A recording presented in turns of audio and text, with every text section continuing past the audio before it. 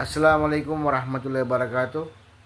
Innal hamdalillah nahmaduhu wa nasta'inuhu wa nastaghfiruh wa na'udzu billahi min shururi anfusina min sayyiati a'malina. Man yahdihillahu fala mudilla wa man yudlil fala hadiya lahu. Asyhadu an la ilaha illallah wahdahu la syarika lah wa asyhadu anna Muhammadan abduhu wa rasuluhu la nabiyya ba'dah. Allahumma shalli wa sallim ala sayyidina Muhammadin al-fatihil lima ughliqa wal khatimil lima sabaq nasrul haq bil haq wal hadi ila siratal mustaqim. Haqqa qadrihi wa miqdaril azim.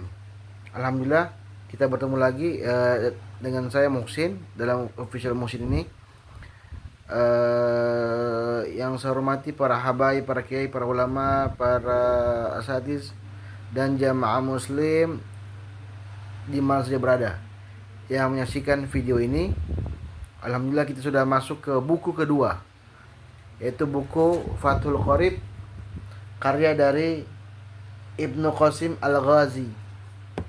Sebelum kita mulai, beliau juga kita kirimkan Al-Fatihah kepada beliau. Al-Fatihah bil qabul wa tamil usul wa ila hadrat Nabi Muhammad SAW wa khususnya ila Syekh Ibnu Qasim Al-Ghazi. Al-Fatihah. A'udzubillahi minasyaitonir rajim. Bismillahirrahmanirrahim. Alhamdulillahirabbil alamin arrahmanir rahim maliki yaumiddin. Iyyaka na'budu wa iyyaka nasta'in ihdinas siratal mustaqim siratal ladzina an'amta 'alaihim ghairil maghdubi 'alaihim waladdallin. Amin. Ini merupakan buku kedua. Beliau juga bermazhab Syafi'i. Fathul Qorib ini kita fikir sehari-hari. Kalau kemarin kita bahas tentang seputar perempuan, kalau ini lebih umum. Ini merupakan kitab fikih secara umum. Pembahasannya itu mulai dari tohara, kemudian sampai hukum zakat, hukum jual beli, hukum sholat, nikah, wasiat, warisan, dan bahkan hukum memerdekakan budak ada, hukum persidangan, kriminal, dan seterusnya. Luar biasa kitab ini. Ini merupakan terjemahan supaya kita mudah memahaminya juga, dan tidak perlu kita membaca bahasa Arabnya lagi karena sudah lengkap dengan terjemahannya. Kalau Anda buka bahasa Arabnya silahkan juga, tidak masalah, bisa disesuaikan. Sekarang kita masuk bab pertama, yaitu bab tentang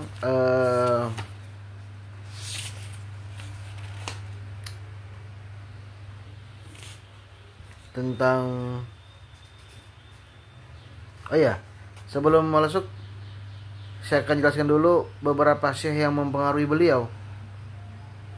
Di antaranya lah guru yang paling berpengaruh kepada beliau adalah Syekh Zainuddin Al-Bufatil Al-Fajar Al-Ja'far bin Ibrahim As-Sanuri Asy-Syafi'i, Syekh Zainuddin Zakaria bin Hasan Asy-Syafi'i, Syekh Jamaluddin Abdullah bin Muhammad Al-Qurani Asy-Syafi'i. Semua berwajib Syafi'i ya. Kemudian beliau juga ahli dalam bidang ilmu fikih, hadis, teologi, bahasa Arab. Syekh Ibnu Al-Qasim ini lahir di Gaza, Palestina ya, bulan Juni 1455. Meninggal di Kairo, Mesir, April 1512. Bahkan saya mendengar hadis Nabi Muhammad SAW, salah satu meninggalnya ulama itu merupakan meninggalnya ilmu pengetahuan. Alhamdulillah beliau mampu membuat kitab ini sehingga kita bisa mendapatkan ilmu dari beliau. Luar biasa. Jadi kita nggak perlu pusing-pusing. Beliau sudah merangkumnya dalam kitab Fathul Qorib. Kita akan baca dari yang pertama ya, yang perlu dipahami sini.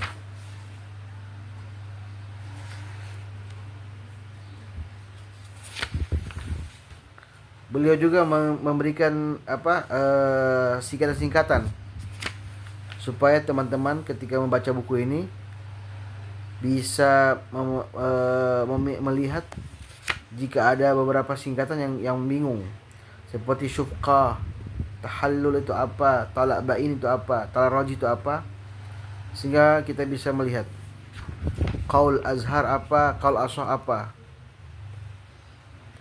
qaul jadid apa. Itu semua ada lengkap di sini.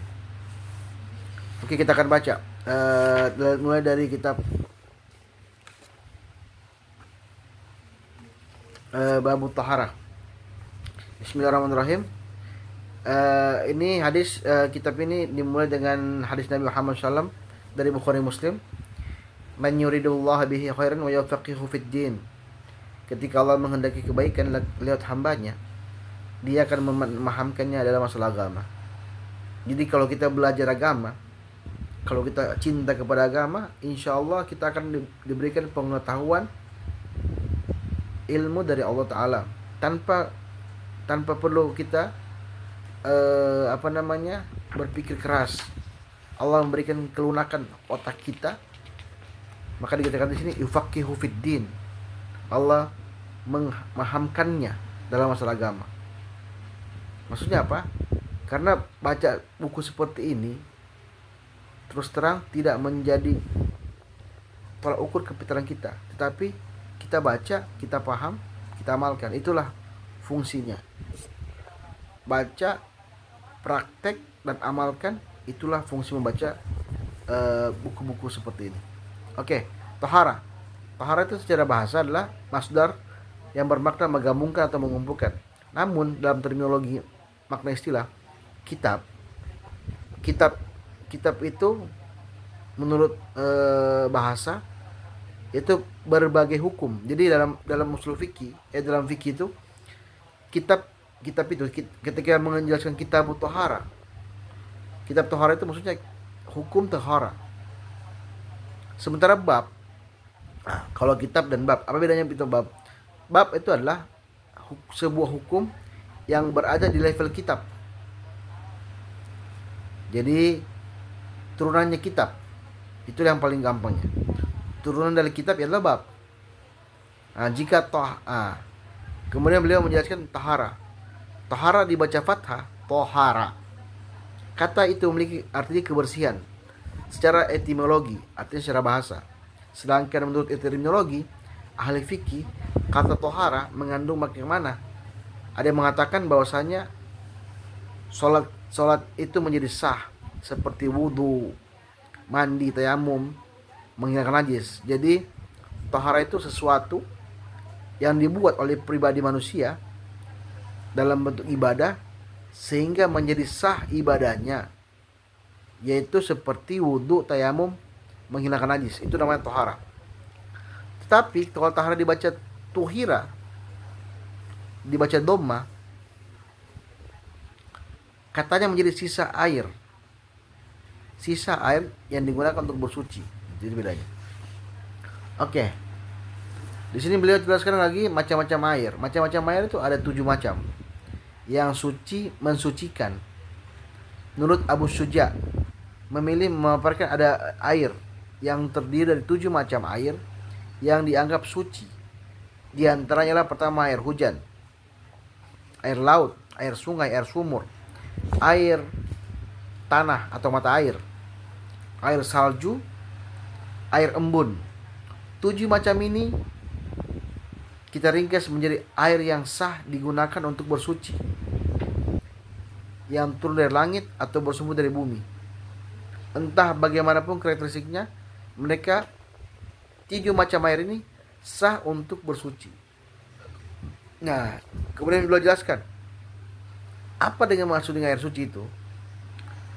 Pertama ialah air yang suci, mensucikan dan tidak makruh digunakan, atau air mutlak. Jadi mutlak airnya, artinya air yang terdiri dari sifat-sifat permanen, sehingga jika sifat itu tidak permanen, air tersebut tidak akan keluar dari status kemutlakannya. Seperti air sumur. Air sumur itu maksudnya permanen dia, artinya sifatnya terhindar dari sifat permanen. Maksudnya terhindar dari sifat permanen, maksudnya kayak air kopi. Air kopi itu kan melekat. Air teh, dia melekat di airnya sehingga disematkan. Nah, itulah maksudnya air mutlak. Jadi air yang terdiri dari sifat permanen Permanen apa? Permanen dilekatkan ke dia. Artinya misalnya air kopi, air teh. Sehingga jika sifat itu tidak permanen, air tersebut tidak akan keluar dari status kemutlakannya. Seperti itu.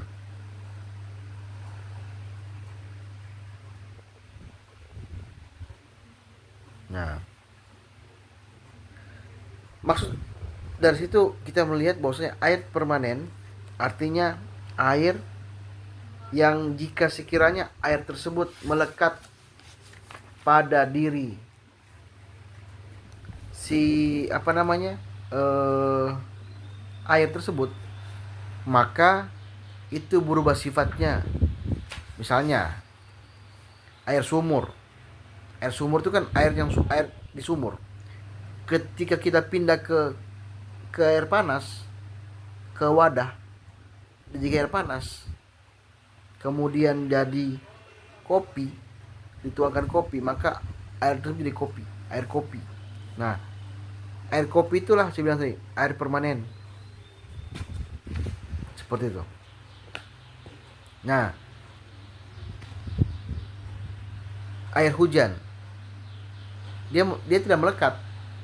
Ketika air hujan Anda tampung, Anda masak jadi air panas, Anda buat teh. Itu maksudnya. Jadi air yang permanennya bisa terlepas. Seperti itu. Jadi air sumur, air mata air itu bisa melepaskan dirinya dari melekat dari sumber airnya itu. Sumber asalnya. Seperti itu. Ini baru air ya kita bahas. Yang kedua, air suci yang suci, menyucikan, tapi makruh digunakan pada badan, bukan pada pakaian. Air dengan kriteria tersebut ialah namanya air musammas. Apa itu air musammas? Yaitu air yang dipanaskan atau dijemur di matahari di daerah iklim dan dijemur di dalam bejana selain bejana emas dan perak, sebab kedua unsur tersebut dua logam murni. Artinya bahwasanya air yang panas, air yang suci, mensucikan, tapi makruh dia untuk digunakan. Jika air itu tersebut telah dingin, hukumnya makruh otomatis hilang. Imam Nawawi cenderung memilih tidak memakruhkannya secara mutlak. Selain air yang dipanaskan di bawah sinar matahari tadi, air yang sangat panas juga dan sangat dingin juga dimakruhkan untuk digunakan bersuci. Jadi seperti itu. Jadi Imam Nawawi juga cenderung tidak memakruhkan ya. Tapi kitab ini menjelaskan dia kategori makruh.